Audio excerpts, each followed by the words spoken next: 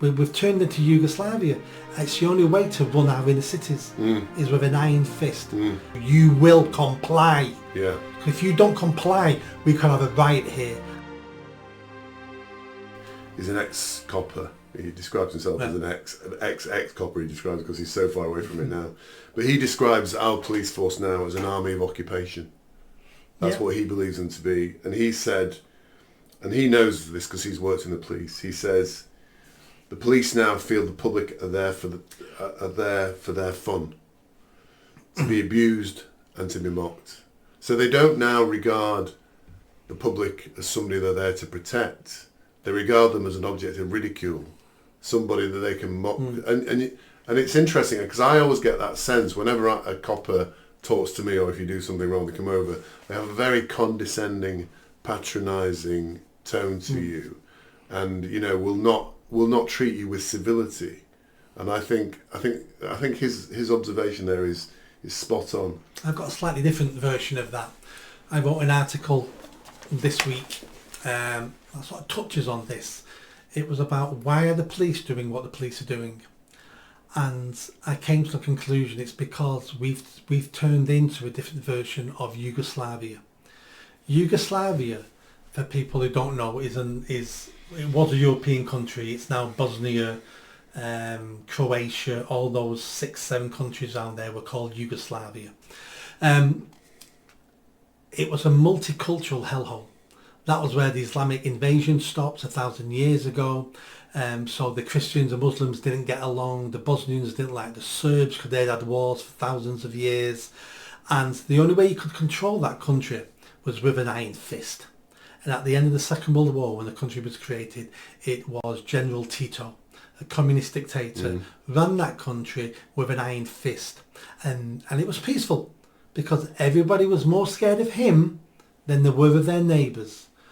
When he died, and I think he died, well, whenever he went, it slowly deteriorated. And then in the 90s, we had the Bosnian Civil War, which was the reopening of all the old wounds over 1,000 years.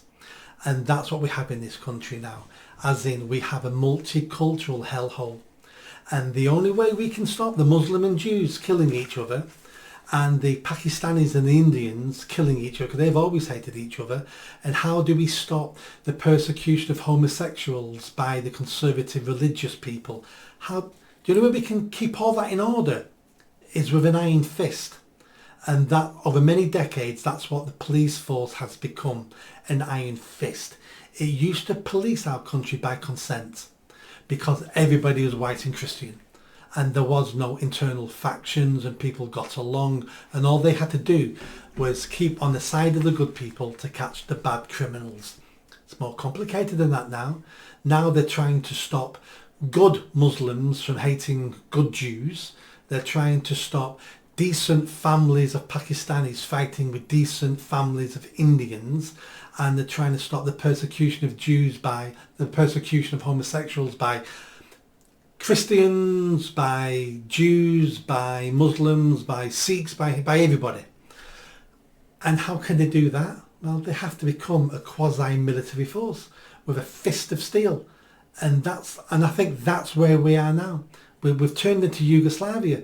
It's the only way to run our inner cities is with an iron fist. And the reason why the police talk to you now like that is because they don't see you as a citizen. They see you as a problem. Yeah. And straight away they've got to make sure you understand who's in charge of that conversation and who's in authority here right now. 50 years ago, that conversation would have been polite. Correct. And that officer would have realised you have the power in that conversation because that officer works for you. Things are flipped. That officer now has several seconds to make sure you will comply. Yeah. If you don't comply, we could have a riot here. I could lose control of this situation. Officers were never worried 50 years ago about losing control of the situation. No. Because the vast majority of the people were law-abiding. And supported the police. Yeah. But our police force are in a position now where people like me now see them as the enemy. And you shouldn't be in that position. I shouldn't. Yeah. I was based in police stations for years. Yeah. I've worked with the police on and off for decades. I've won awards off Greater Manchester Police. I've trained police officers. I've worked police projects, award-winning projects. if they can turn me against them, how bad is it? then how bad is it become? Yeah. I mean, I was just thinking about that. You're right. When I was young, the concept of policeman was somebody who was civil to the public. Yes. I don't think that exists anymore. Do you remember Dixon of Dock Green? Yeah. Dixon of Dock Green, for our younger viewers, was a weekly show with Jack. What was he called? Jack? I can't remember his name now. Jack something like Jack Earnshaw or something. Right. And he used to, but at the beginning, he'd be walking down the street and he'd be tipping his hat to members of the public. Evening all. Yeah.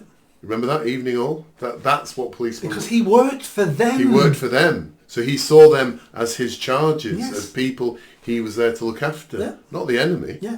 And that's how they see us. That's exactly how they see us now, the enemy, because to them you are the enemy. Yeah. Because you might be fighting with this group tomorrow. You might be causing racial hatred against that group. And they're now policing a hostile country because we're Yugoslavia. Really interesting.